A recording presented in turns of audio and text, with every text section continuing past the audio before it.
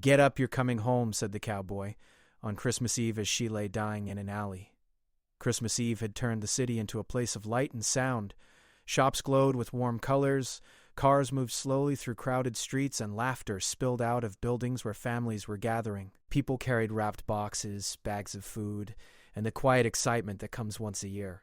Music floated through the cold air, mixing with the smell of roasted food and fresh bread. Everything felt alive. Everything felt full. Yet just a few steps away from all that warmth, there was a narrow alley that the lights did not reach. The alley was cold, wet, and nearly silent. Snow that had fallen earlier had turned into dirty slush along the edges, and water dripped from old pipes above. The walls were covered with faded paint and forgotten posters.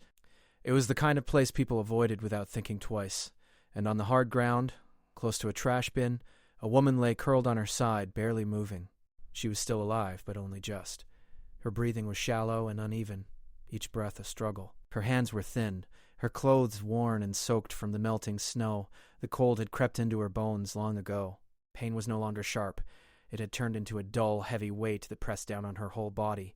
She could not remember when she had last eaten properly. Time had blurred together into days and nights that felt the same. She had not always been there. Once, she had lived in a small apartment with a working heater and a door that locked. She had a job that paid just enough. She had plans that felt possible back then. But life had a way of breaking things slowly. A mistake here, a loss there. One bad month turned into many. Support disappeared. Pride kept her from asking for help until it was too late. And eventually, the street became the only place left. Now, lying in that alley, she no longer thought about the future. The idea of tomorrow felt too heavy. Even memories were fading, slipping away like warmth from her hands. She listened to the sounds of the city nearby, footsteps, distant laughter, car horns, but they felt unreal, like noise from another world. No one stopped. No one looked down the alley long enough to notice her. A couple walked past, arguing about where they had parked. A man hurried by while checking his phone. Someone laughed loudly, the sound echoing for a moment before fading. Each time footsteps passed, her heart lifted just a little, then sank again when they moved on. She did not have the strength to call out. Her voice, if it came at all, would be no louder than the wind. The cold was winning. Her body felt heavy, as if the ground itself was pulling her down. Her thoughts slowed. Fear came and went, replaced by a strange calm. Somewhere deep inside, she understood that this might be the end. Not dramatic, not noticed. Just quiet and alone on a night when the rest of the city celebrated togetherness. She closed her eyes, not to sleep, but because keeping them open took too much effort. Her breaths grew shorter. The alley felt darker, even though the streetlights were still on nearby. She thought briefly of Christmases from long ago, warm rooms, familiar voices, a sense of belonging. The memory hurt, so she let it go. Above her, the sky was hidden between buildings. Snowflakes drifted down, melting the moment they touched her skin. Each one felt like a small reminder of how cold she was, how far gone. Her body no longer shivered. That scared her a little, but even fear felt tired now. Minutes passed, maybe longer. Time had lost its meaning. Then, somewhere far off, boots struck the pavement with a steady rhythm, different from the hurried steps she had heard all night, slower, heavier, purposeful. The sound grew closer, echoing slightly between the buildings. It reached the mouth of the alley, then paused. The woman did not open her eyes. She had learned not to hope. Hope took energy she did not have. The boots stepped into the alley. A shadow moved across the weak light on the ground. Someone stood there, looking down the narrow space, noticing what others had missed. The air shifted slightly, disturbed by a presence that did not belong to the alley's silence. For the first time in hours, someone truly saw her. She felt it before she heard it, the sense of not being alone anymore. A shape knelt beside her, blocking the cold wind just enough to matter. She could smell leather, dust, and the faint scent of the outdoors. A voice spoke, low and steady, not rushed, not afraid. She could not understand the words yet, but the tone reached her. It was firm, calm, and certain. The kind of voice that expected to be listened to. Her eyelids fluttered. The world came back in pieces. A tall figure. A wide hat. A face lined by sun and hard work. He did not look like the city. He looked like someone who belonged to open land and long days, someone used to handling difficult things without turning away. The woman tried to move, but her body refused. Panic flickered for a moment, then faded. The man did not seem alarmed. He stayed right there, as if he had all the time in the world. Around them, the city kept moving. Cars passed. Music played. Christmas continued. But in that small, forgotten alley, something had changed. The night was no longer empty. And though she did not yet know it, this moment, this pause in the middle of everything, was the first crack in the darkness that had nearly claimed her life. The man stood still at the entrance of the alley for a moment, letting his eyes adjust to the dim light. He had not planned to come this way. After a long day of work, he only wanted to get back to his temporary room, eat something warm, and rest. The city still felt strange to him. He was more comfortable under open skies than between tall buildings, but something had pulled his attention toward the narrow path, something he could not explain. As he stepped closer, he saw the woman on the ground more clearly. She was smaller than he had first thought, almost folded into herself, as if trying to disappear. Her face was pale, her lips dry, and her hair stuck to her skin from melted snow. He had seen people struggle before. Ranch work was not gentle, and life in small towns could be rough, but this was different. This was not just someone having a bad night. This was someone standing at the edge of life. He crouched down carefully, placing one knee on the cold ground. The alley smelled of damp concrete and old trash, but he barely noticed. His focus stayed on her face, searching for signs of breath, movement, anything. He watched her chest rise, slow and uneven. Relief washed through him, followed by urgency. "Hey," he said softly, not wanting to startle her. His voice was deep and steady, shaped by years of speaking over wind and wide spaces. "Stay with me." Her breathing hitched, then settled again. He could tell she was barely aware of where she was. Cold and exhaustion had taken most of her strength.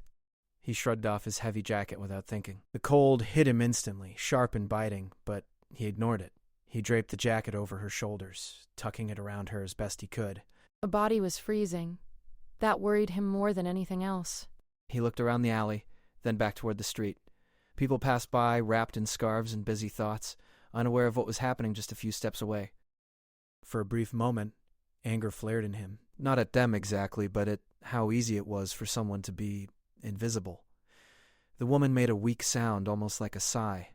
Her lips moved, but no words came out. He leaned closer. "You're not alone," he said. "I've got you." He checked his phone with stiff fingers and called for help, speaking clearly and calmly. He explained where he was, what he saw, and how she was barely conscious. While waiting, he stayed beside her, one hand lightly resting near her arm so she could feel someone there. As they waited, his mind wandered in quiet pieces. He thought about the ranch he had come from, about long nights spent checking on animals during storms. You didn't leave a living thing to suffer if you could help it. That rule had been taught without words. It lived in the way people acted. The woman stirred again, her eyes opening just a little this time. They were unfocused, glassy, filled with confusion. She looked at him like she didn't know if he was real. "Easy," he said. "You're okay. Just breathe." Her gaze moved to the hat on his head, then to his face. A faint crease formed between her brows, as if she was trying to understand what was happening. Her mouth trembled. "Cold," she whispered, the word barely audible. "I know," he replied. "Help's coming." He adjusted the jacket again, blocking the wind. He noticed how thin her arms were, how fragile she felt. The weight of it pressed on his chest. No one should be this close to dying without someone noticing. Distant sirens began to cut through the city noise. The sound grew louder, and he felt a small sense of relief. He kept talking to her, telling her to stay awake, asking simple questions even when she couldn't answer. He told her his name. He told her it was Christmas Eve, that the night was almost over. Her breathing grew slightly stronger, as if his voice anchored her. Tears slid from the corners of her eyes, freezing against her skin. He wiped them gently with the edge of his sleeve. "You're tough," he said. "You've made it this far." The lights arrived before the sirens faded. Emergency workers moved quickly but carefully, asking questions, checking her condition. The cowboy stepped back only when he had to, watching closely as they lifted her onto a stretcher. She reached out weakly, her fingers brushing his sleeve. He took her hand without hesitation. "It's okay," he said again. "I'm right here." They loaded her into the vehicle, and for a moment it seemed like that was where his role would end. But when one of the workers asked if he was family, he shook his head and said no. Still, he stayed. He climbed in, sitting nearby, refusing to let go of her hand until they told him it was time. The doors closed. The vehicle pulled away, lights flashing against the dark buildings. The alley faded behind them. shrinking back into the night. For the woman, the world slipped in and out of focus. But through it all, one thing remained steady. A voice. A presence. A stranger who had stopped when no one else did. And though neither of them knew it yet, this choice, to turn down a dark alley on Christmas Eve, had already changed both of their lives. The ride was bumpy, and the lights outside the window blurred into long streaks of red and white. The woman drifted between awareness and darkness, her mind unable to hold on to one moment for long. Every sound felt distant, like it was coming from underwater. Voices moved around her, calm but urgent, saying words she could not fully understand.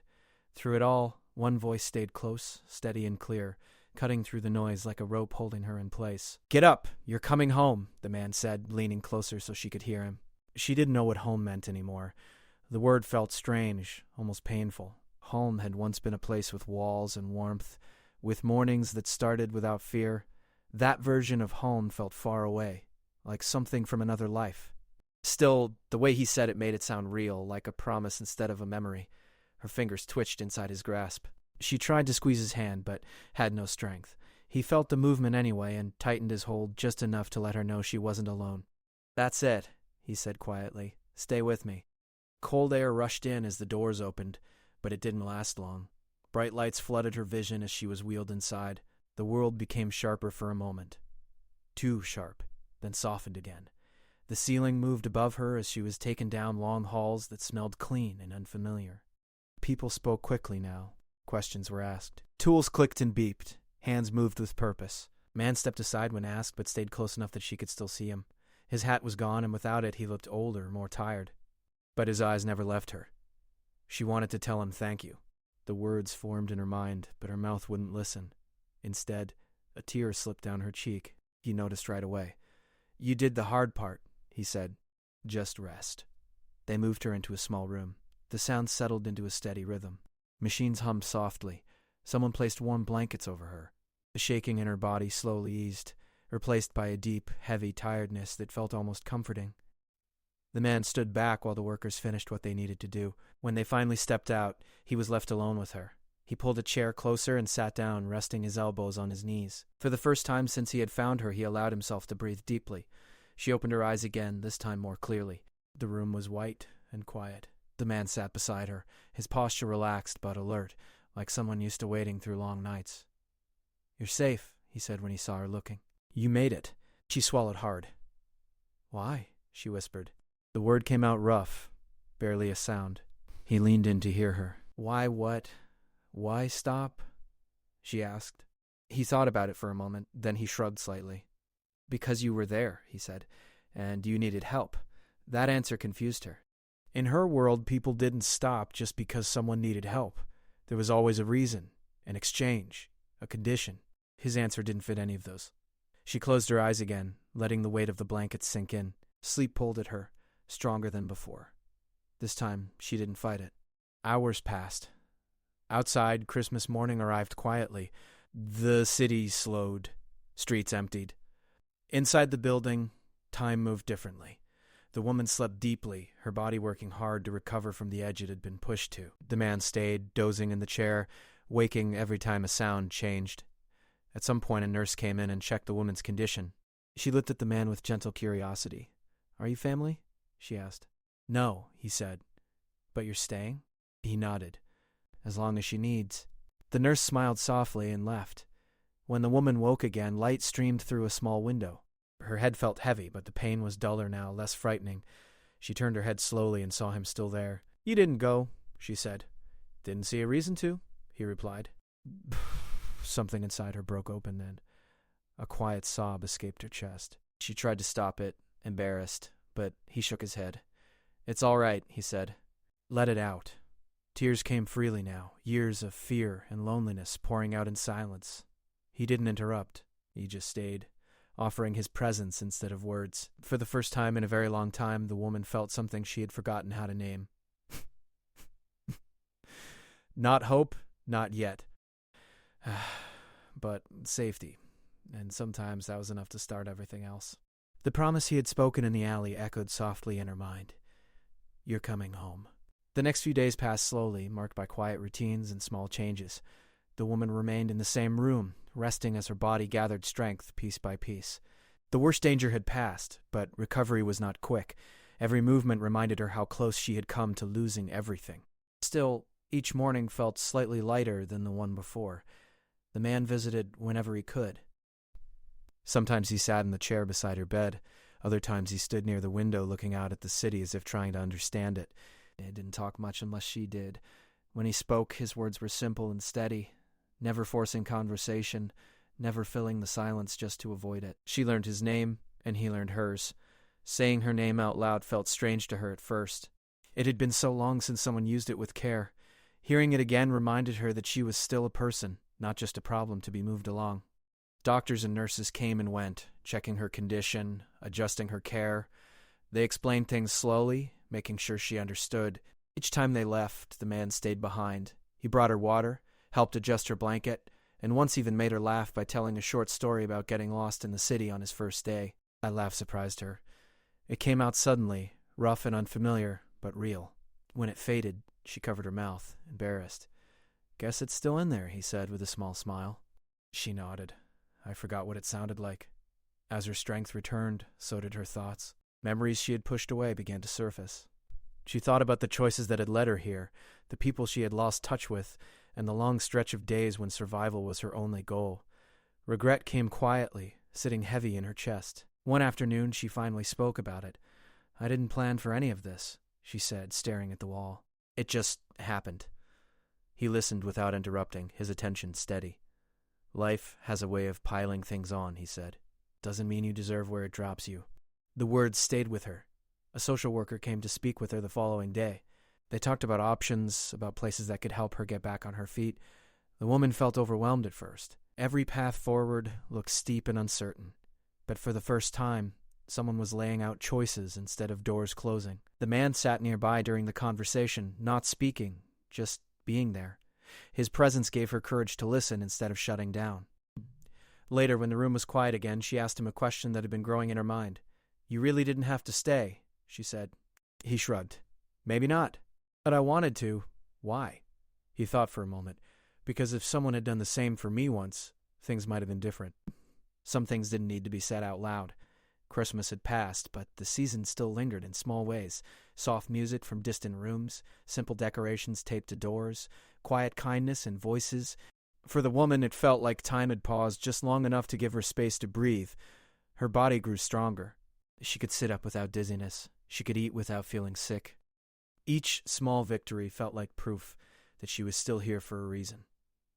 One evening, as the sun dipped below the buildings, she looked at the man and said, "You said I was coming home." "Yeah.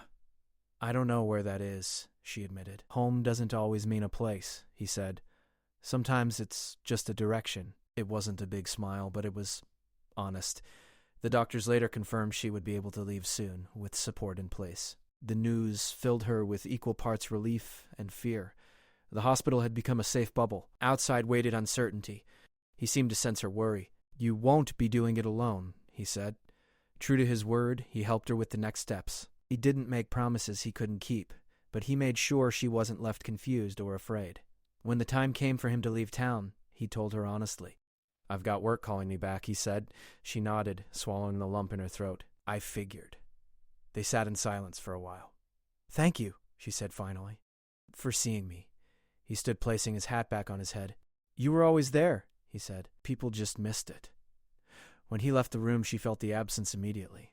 But it didn't feel like loss. It felt like something had been given, something that would stay with her. As night settled in, she looked out the window at the city lights and realized something important. She had survived. Not just the cold alley, but the long stretch of believing she didn't matter. That belief was gone now. The day she left the hospital arrived quietly. There were no crowds, no celebrations, no dramatic goodbyes. Just a simple morning with clear light coming through the window and a calm feeling in the room. She packed the few things she had been given into a small bag. They were not much, but to her they meant a beginning. She stood near the door for a moment, taking one last look at the place that had saved her life. It felt strange to walk out on her own feet after nearly losing them in that dark alley. Her body was still weak, but her steps were steady. Each one felt like a choice. A support worker met her outside and guided her to a temporary place where she could stay. It was not fancy, but it was warm. There was a bed, clean sheets, and a door that closed. The first night, she sat on the edge of the bed for a long time, afraid that if she lay down, the moment would disappear. When she finally rested, sleep came softly, without fear chasing it away. The days that followed were filled with small tasks. Paperwork, appointments, conversations that felt tiring but necessary. Some moments were frustrating, others were hopeful. Progress did not move in a straight line, but it moved. She learned how to accept help without shame. That was harder than she expected. For so long, she had believed needing help meant failure. Now she understood that surviving alone had almost cost her everything. Sometimes memories of the alley returned. The cold, the silence, the feeling of being invisible. When those thoughts came, she reminded herself of the voice that found her, the calm certainty, the words that refused to let her stay there. Get up. You're coming home. Home slowly began to take shape in new ways. It was in the routine of waking up safely, in the quiet kindness of people who listened without judgment. In the mirror, when she started to recognize herself again, weeks passed. Strength returned to her body, color returned to her face. She found herself laughing more easily, even smiling at small things like warm tea or sunlight through a window. One afternoon, while walking outside, she saw a man wearing a wide hat in the distance. Her heart jumped before she realized it wasn't him. Still, she smiled. He had never promised to stay. What he gave her was something greater than presents. He gave her a turning point. As winter slowly loosened its grip on the city, she began volunteering at a small center, helping with simple tasks. She didn't talk much about her past. When she did, she spoke carefully, honestly, without hiding or exaggerating. Her story was her own now. Around Christmas the next year, she stood on a sidewalk watching lights being hung. The cold air brushed her face, but it didn't frighten her. She pulled her coat tighter and breathed deeply. Somewhere out there, the cowboy was living his life, probably unaware of how deeply one night had changed another person's world. She hoped he was well. She hoped he knew that his choice mattered. That night, she lit a small candle in her room. No ceremony, no sadness, just gratitude. She whispered a quiet promise to herself, to stop when she saw someone struggling, to look twice, to choose kindness even when it was inconvenient. Because sometimes saving a life doesn't mean grand actions or perfect words. Sometimes it's just seeing someone when the rest of the world walks past.